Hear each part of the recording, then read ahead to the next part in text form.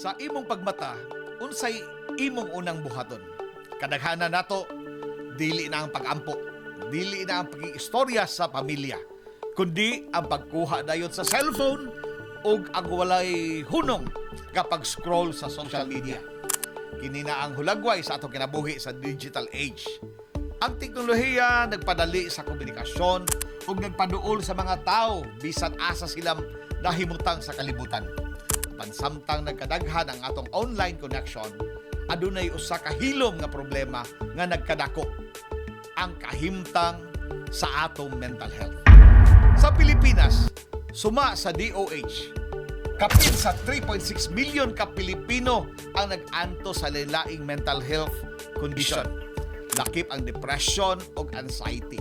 Kung ang mas nakapabalaka, nagpadayon ang pagsaka sa depresyon sa mga batan-on nga nag-edad 15 hangtod 24 anyos.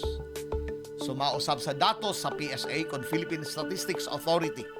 Niagi tuig, ang pag-suicide nahimong usa sa mga nag-unang hinungdan sa kamatayon sa mga Pilipino nga nag-edad 15 hangtod 29 anyos. Sa likod sa matag numero adunay pamilya nga nasakitan, ginikanan nga nagbangutan, igsuon nga nagbakho sa kinabuhi nga nakalas. Dinhi sa Sugbo, dangan sa ato kabatan-unan ug bisan pa professionals ang nag-atubang sa pressure sa modernong kinabuhi. Trabaho, eskwela, responsibilidad sa pamilya ug ang padayon na influence sa social media. Ining modernong kalibutan, kasagaran ang nakita nato maulang ang highlight sa kinabuhi sa uban. Ilang kalampusan, hudyaka ug kalipay.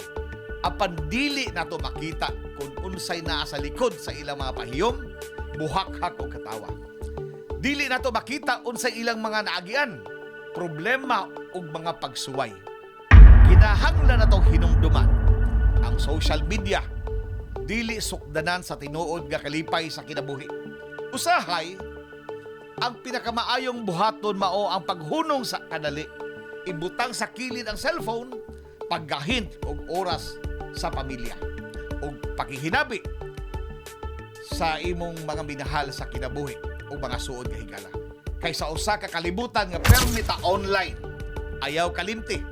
Ang pinaka-importante nga koneksyon mao ang koneksyon sa atong mga kahimtang sa panghuna-huna.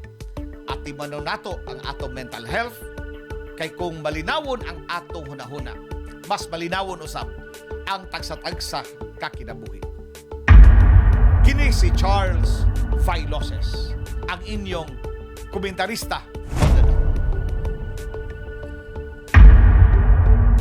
TV is a proud member of Philippine Press Club Incorporated.